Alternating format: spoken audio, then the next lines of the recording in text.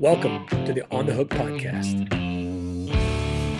Hey, everybody. Welcome to the latest episode of the On the Hook podcast, the podcast dedicated to the personalities, topics, and stories of the repossession business. Today, our guest is by far one of the most respected, gregarious, and strong personalities in the industry.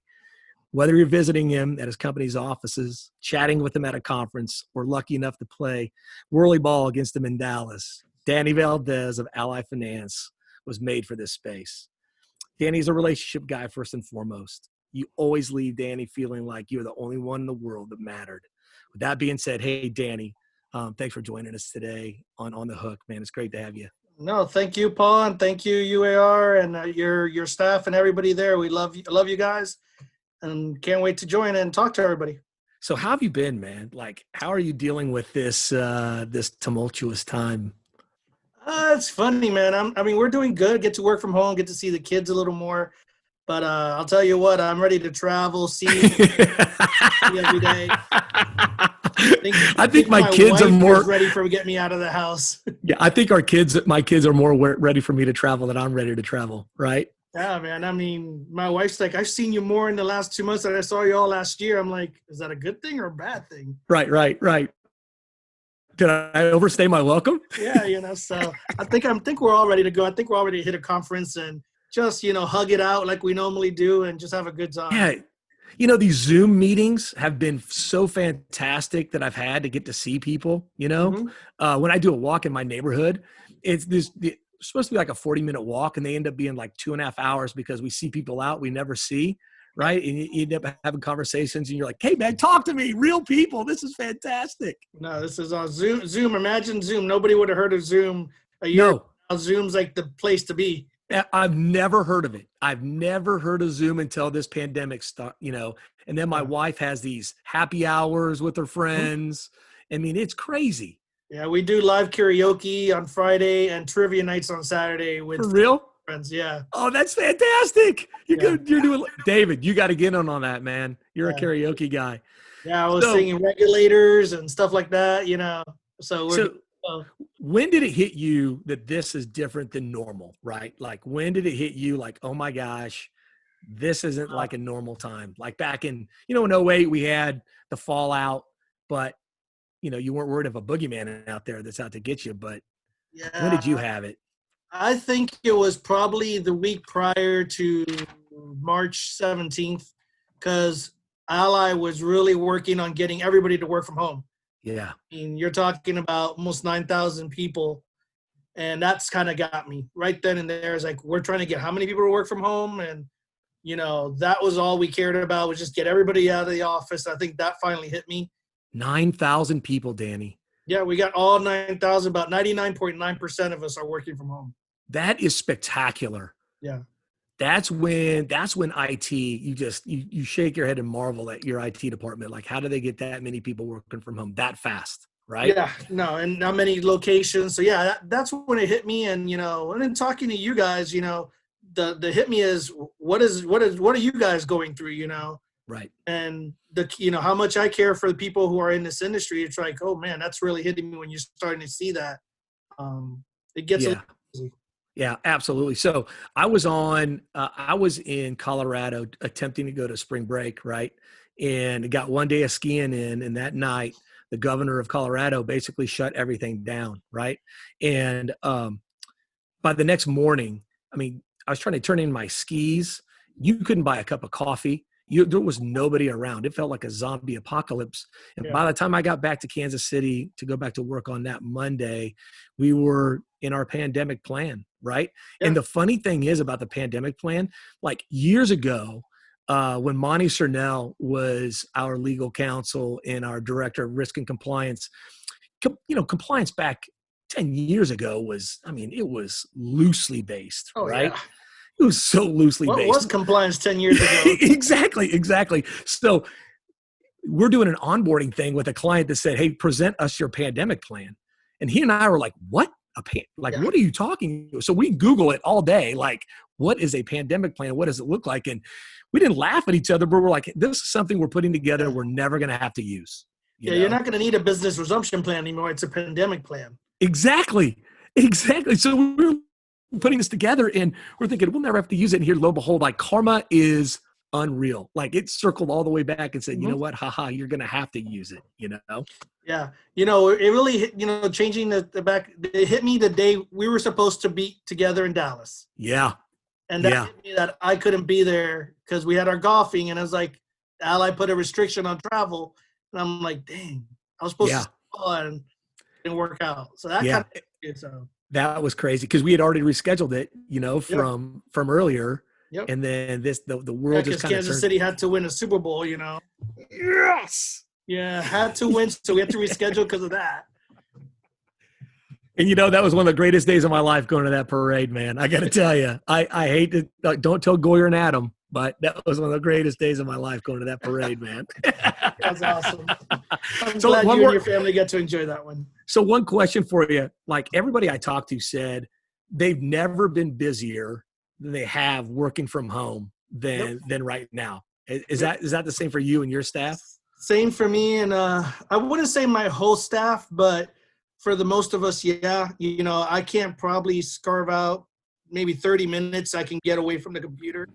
Isn't it crazy? Literally from 8:30 till 6 o'clock, I'm on conference calls all day long.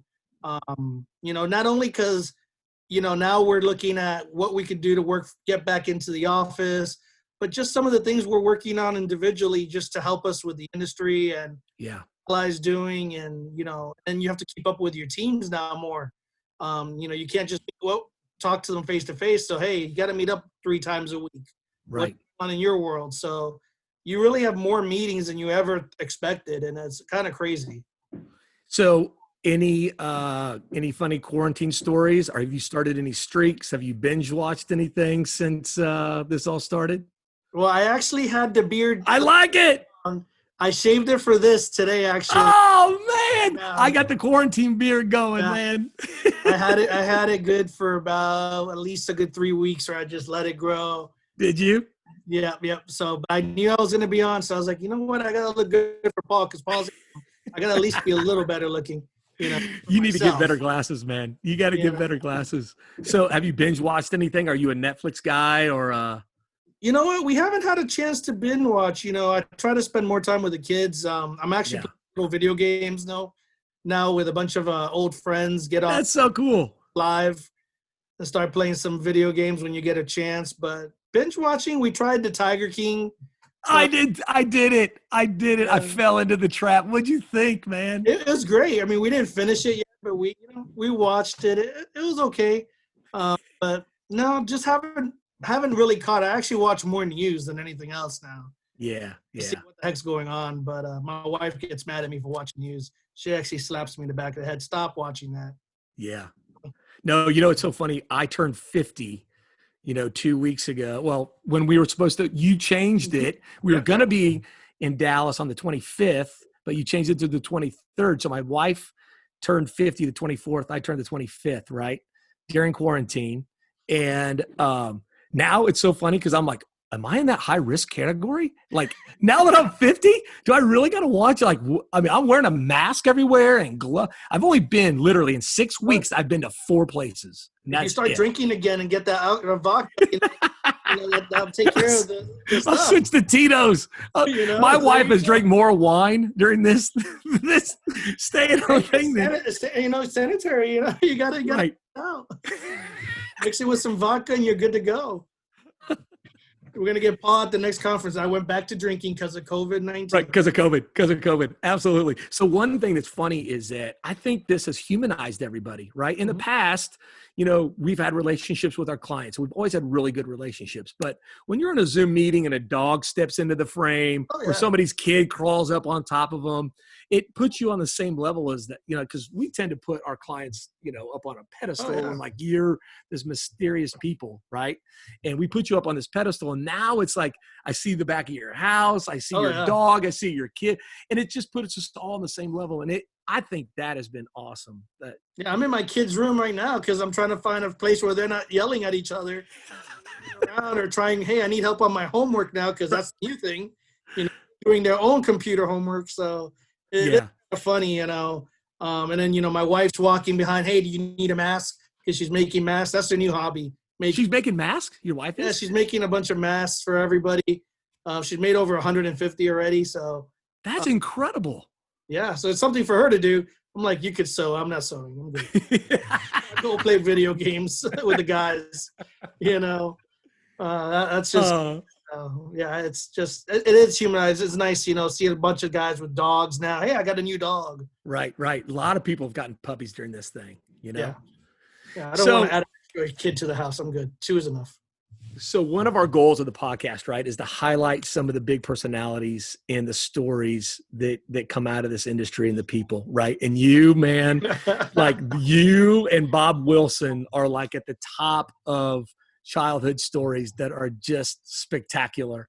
The minute like David is part of the it's called the Podcast Peeps group we got, and we're going through a list of who we want to have on it. Everybody said you got to get Danny first. Like you have to get Danny first because of his. That's not a good thing, then. It is a good thing. Childhood stories. That's really not. It is a good thing. You're the best relationship guy, and your childhood is bar none the most fascinating. Like it's not even close. Yeah, so I wish I could write a good book about it, but I haven't. You need to. We got to get you a ghostwriter, and we got to write this thing, right? So I'm going to go down a list of questions like a reporter, and you got to fill in the blanks for me. All right. Okay. So we're circling back to Danny Valdes' childhood. Where did you grow up? Miami, Florida. And brothers and sisters? 2 older sisters. 2 older sisters. Okay. Yep. And then were your parents from Miami? No, they're born in Cuba. And in Cuba. Yeah, they came over. One during the Bay of Pigs. And one got lost at sea 7 days trying to get over here when she was 5. 7 days at sea trying to get here at 5 years old. There's so many people out there so much tougher than me. I mean, their narrative. So, and my mom's tougher than my dad. She took 7 days. My dad flew over here in a plane. All right. Speaking of your dad, what did your dad do for a living? When he got here or now? When he got here, what was his first occupation? No, when he was working on a farm at first. He was 17, so he started working on a farm, just doing farm work for a while. That was his first job. So, and so then, what did his job morph into as he the longer he lived in the United States? He got into some bigger things with some extra money, some Cuban mafia maybe. Side of it, some side deals there. I can't go into too many because this is going to go out to other people. But yeah, did some side things. Made a couple $100,000. We had a couple, like 5 or 6 boats with undercarriages available to hide stuff. So what you're trying to tell me is that Miami Vice is a very accurate description of like what your life was. My growing dad up. And actually my dad and our family in general, because the whole family, his side, was involved. Really? Yep. We had a vacation home a vacation resort we would go to in Keys that I always thought it was a vacation location, and I learned it was our stashaway. That is so fantastic. Yeah. So did your dad try to fly under the radar? Did you have like flashy cars? We had no flashy cars. The only thing we had was the 5 boats that we had, that I was allowed to name: Optimus Prime, Megatron, and some other G.I. Joes, and never got to touch. Never got to touch them? You never got to go out in the boats? Never allowed to go on them. Not once. Just allowed to see them. That's it. So is it the kind of thing where your dad would say, "Hey, I'm going on a business trip," and he would be gone for a number of days? Or I never knew. I was too young. Yeah. I wouldn't even know if he was gone on a business trip. I didn't even know. This was all happening till I was like 6 years old, really, and I think that's when it stopped. So I really didn't realize, hey, it was business trip. He just say he's gone. Okay, I didn't know. Yeah, right. And so how did he get out? Like, how did he? So he got very lucky on a trip. His boat broke down in the ocean, and they transferred to another boat. And from there, somebody else got caught, and he didn't. And he just stepped away. Yeah, he doesn't really never explain the rest of it. No, yeah. Yeah, he That's, never really went from there. that's kind of a hard conversation to have, you know, Yeah. with your kid later. Oh yeah, he never explained. I mean, he did explain as I grew up why I had certain things. Like I have a NASA jacket when I was a kid with a bunch of NASA medals, and it's because he had an informant in NASA. I currently have some documents in the president from President Reagan and stuff that he laminated, and it's because he had somebody in the White House that was an informant. So it was That's good. that's unbelievable, Danny. Yeah. So when you were during that time frame, is that when you came into contact with the super band Menudo, or was So that when he got out of it, he used the money to be a financer for that group. So we basically became their co-owner or something like that. And we would just spend a lot of time in Puerto Rico with that group. that's unbelievable? So Yeah. did you tour with them? Like when you were a kid, did you go to concerts I and got to stuff? go to a lot of concerts when it was in Florida or Puerto Rico, but outside of that, I never got to go. I mean, I had a bunch of everybody was like always trying to, hey, can you help me get past you? Go see. I'm like, what do you want to see? I'm a kid, you know. But I got to see a lot in Puerto Rico. I spent probably a couple years there. No, just for full disclosure to our audience, Danny, who is a great friend of mine, sent me a picture today of him in the pool with Ricky Martin Oh on yeah, Ricky Martin's shoulders. yeah. It You was, can show it. Yeah, it is absolutely spectacular. So I'm going to send that to David so he can be able to post that up, yeah, and so we can have that for as we tease the podcast. It's yeah, just was Ricky a cool guy? I mean, do you yeah. He remember still like is. Yeah, he still is. He hangs out with my sisters every now and then. does he really? Yeah, and the whole group, a lot of the old group members still do with my sisters. Yeah, I'm the guy. I don't really care about hanging out with the guy. The girls, guys, getting my old sisters and all that. So, Do you secretly listen to Menudo still to this day? oh no, but I still know some of the I was songs. going to say, what is your favorite Menudo song? I don't even remember the name. It's I think mine might be. I think it's there were Cannonball. Spanish ones. There were a bunch of Spanish songs. So I don't even remember, but it was like you could dance to some of them. Yeah, my sisters probably can dance and sing a lot of them, but not me. That's incredible, man. Like your dad goes from Miami Vice life to financing Menudo Yeah, into he was in love with music. So yeah, with the Menudo, then he had to record a couple record stores, or we had like music stores where you walk in and buy your DVDs and stuff. And then he had a recording studio for a while in Miami, where we had a couple of Spanish artists would record there too. so how long did he do that, Danny? I mean, did he He closed the business when I was 17, so I don't want to say my age, but yeah, yeah. no, 23 years ago. Okay. Closed the business. It just wasn't lucrative anymore. People were having their own studios in their own house versus going somewhere. So did you guys continue to live in Miami until you went to college or like through high school? Or I when did left to you college and I came to Jacksonville, and my family stayed in Miami. My mom Okay. lived in the Keys. My dad lived in Miami, and then my sisters moved around here and there. Okay. So where did you go to college? University of North Florida in Jacksonville. And when you were at the University of North Florida in Jacksonville, what was your occupation when you were in college? I worked at Blockbuster. I was an assistant I love manager your at stories. Blockbuster. I love your stories of working at Blockbuster. I miss Yeah. it to this day. I mean, it Yeah. used to be a family event. You get in the car, Oh you would yeah. drive on a Friday, Saturday night, and you're praying the movie you want's there, right? Oh yeah. I And used you're to love working the 5 p.m. shift to 1 a.m. shift. That was my shift at night. So really I went to college in the day, worked at night, and enjoyed it. That's how long did you work all through college at Blockbuster, or 3 years, 3 out of the 4 years. did you really? Yeah, 3 out of 4 years. I made. That's how I got. We after my dad and all that. We had some money, but then he lost it all. So going to college, I didn't have a lot of money. Yeah. So I used Blockbuster to trade for free rentals for food. Now it worked out. That, that is awesome. So you ended up there in Jacksonville, right? What was what did you want to do when you were in college? Did you have an occupation in mind, or did you just want to get a degree, get out and find something? Well, I've always wanted, when growing up, I played baseball, so I always wanted to be a baseball player. But as I came up here, I needed to work to, still live, make rent and stuff like that. Yeah. So I quit baseball. I was good, but as you get older, I just wasn't as good as some of the guys that were out there. So I was playing baseball, but then after that, kind of really didn't know what I wanted to do. Yeah. I love the ocean, so I wanted to do marine biology for a while. Right. But one thing, when I graduated, this job that I, started at Daimler Chrysler fell in my lap.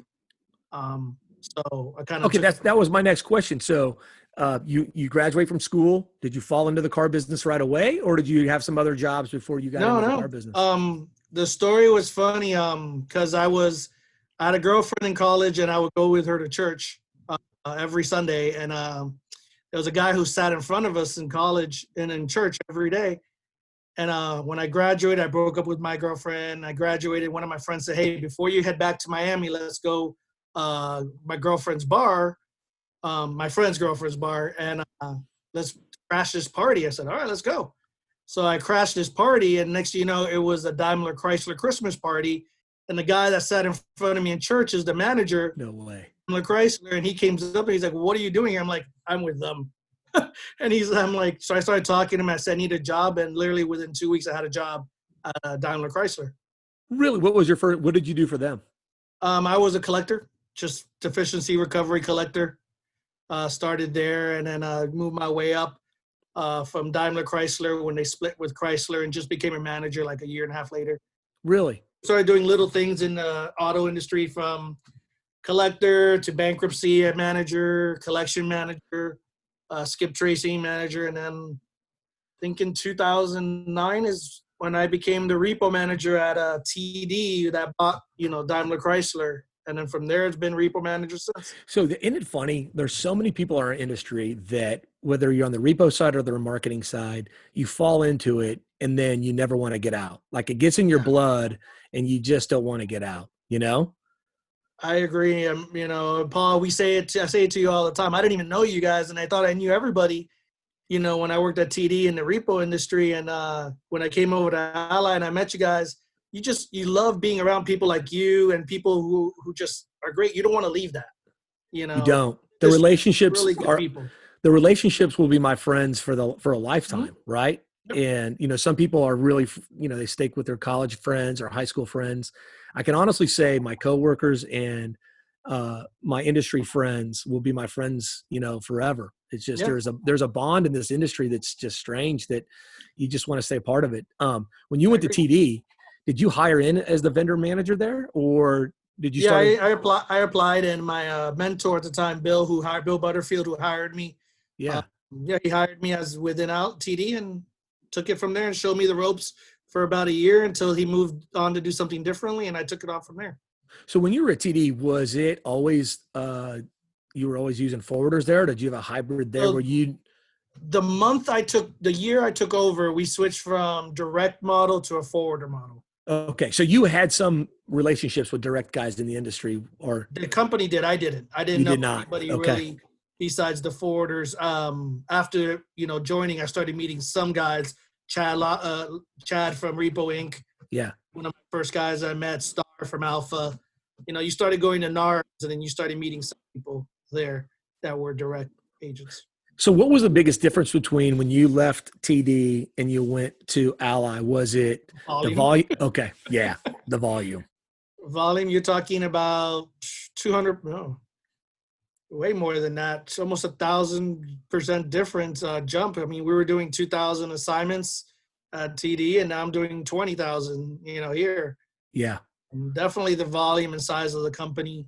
But again, it's a repo. It's just relationships and trying to yeah. figure that out. And I think that's really the biggest thing. And you guys are great. It's people that I get to talk to, you guys and the other companies. They're great people, so it makes it easy. So you say, was it Bill Butterfield? Would you say Yeah, Bill he? Butterfield at TD. Yeah. What made him your mentor? What made him special in your life? Would you say back then? Because When we've we all went had to them. Yeah, when we went to that first conference, he took me to a NARS. Just the way he talked to people was so Yeah, respectful that I just wanted to be like that. I followed him around. I always could talk to people, but he just made it look. These guys are are not just, clients, they're your friends, and it worked out pretty well for us. So, When I started this podcast today, I said you're a relationship guy first, right? And you have that uncanny ability to be able to make somebody feel like they're the only one in the room. Did you learn that from him? Did you learn it from your mom and dad? Where did you? I think a little of everybody. Yeah, No, I think it's a little of everybody. I was shy as a kid growing up, but when I left, I think for college, that changed you. Because yeah, you're away from home, you gotta change. I think that was the best move I've ever done in my life. Leave home for college, as much as people don't want to say it, because it makes you become a man, or absolutely. just make you grow up a little more. Hey, you don't have mom and dad to help you, and then Bill really helped a lot, and then just from there, other people just keep helping you through that. I mean, I have a great boss now, and Adam Barker and Mike Goyer, Yeah. and they're becoming my mentors now. So it's just great people, and again, not even people you work for, you yourself, Jose Delgado, Jerry Croces, Yeah. or big people, David Copeland, that you are great people that become mentors in a way, one way or another. I love the saying I heard a long time ago is the person that dies with the most friends wins, right? Mhm. And I think that to me, if you're smart, you take little pieces of a lot of mentors, right? There may be that one that's the overall arching figure in your life, right? And you take something from him, and then as you meet these other people in your life, you try to grab some things from them, and how you want to be, and how you want to run your business, and how you want to be as a person, right? And Yeah. so I like Bob Wilson is one of mine for sure. Oh yeah. Gentleman named Bob McConkey in the past was one to me, and you just try to emulate some of the things that they do and the success that they had. No, I agree. And I will tell you, it makes your job easier when your managers and even are your mentors, but also kind of align to you. Because Yeah, yeah, I can't be myself if my managers wouldn't allow it either. right. They're saying we have to do things differently, then I'm gonna have to be a little differently. No matter how much I want to be who I want to be, it's just, so Adam and Mike have let me, become who more of what I become in this role as well as an ally. So it's been great. And I would say, Bill actually followed me to Ally, so he works at Ally now too. Isn't that crazy? Years in Chrysler, so hey, Daimler Chrysler, so hey. That's So incredible. So if you weren't doing this, what could you see yourself doing? Right? No, wow. what's so funny? I have written down as a note for you that, and I was going to tease you about it. I was like, it was such a big deal for Danny to go from TD to Ally that you Oh, should yeah. have done it like a LeBron, the decision, right? You should have had somebody interviewing you, the kid from Miami, but he's taking his talents out of Miami and taking Yeah. him to Louisville. It was Right? big. It was a big move for me, and when I did that, because nobody left TD. There was a big group of 50, 60 of us that were there for 15 years plus. Yeah. I was really the first one to leave, and I brought some people over with me that work for me now. Here at my ex roommate who worked with me at TD in college is the one works for us here. MAV. Yeah. Oh, Um, I'm afraid to talk to AV because AV is a San Francisco oh 49ers yeah, man. no, I he did loves you. not. He actually I loves was you. like, I was waiting for him to text me. I was scared to death to hear from him, by the way. No, he actually loves you a lot. He's like, man, I love Paul. And he met you once only, so it's what you bring to the table, man. I love that guy, man. It's been great. I can't lie. Ally has been an awesome, great. Lets me meet you guys and hang out with you guys. Okay. Like I said, what would you do if you weren't doing this? That is tough. I haven't thought about what else I would do since this has been such a big part of my life. Um, You can do about anything, Danny. And I'm just going to tell you, man. you know what? If I really could do a job that I like I said, I would love to do something marine biology, be one of the guys like in Shark Week Oh, yeah. guys, Oh, and that's so cool. yeah, that's one of my bucket lists to do That's so cool. and see a great white shark. And I was in Hawaii in January before this COVID, which was hilarious. And one of the excursions was to go on a boat, jump in the water, and swim with sharks. And it was so much bad weather that it got canceled for the whole 10 days I was there. Oh, So I was able to do it. So I would say anything marine biology wise, I would love to. So a Shark Week guy would be great. One of those guys just swimming with the sharks and stuff. You know what? That would have either said I missed my calling, or golly, I'm glad I didn't fall into that, because those sharks are scary, Oh right? man, I think they're awesome. I think it's a great gig. If that was something else, I would do. All right, couple questions. There's going to be speed round, and I'm going to let Yep. you get out of here because Go I, for it. you know, I know it's um, in your mind. What makes a great repo agency? Wow, honesty, honest. Honesty is really big. If you're honest about what you're doing and how you're doing it, I think that goes a long way for me because I'll do anything to help you out. Anything that we can do for you guys in the industry right now during this time? Stay alive. Really, Yeah, the biggest one is you stay where you're at. We're doing some things that are going to help the industry out coming in the future, hopefully. awesome. Ally perspective, not help the industry, but do things that help from ally perspective. Last two. Where's the best Cuban sandwich in Miami?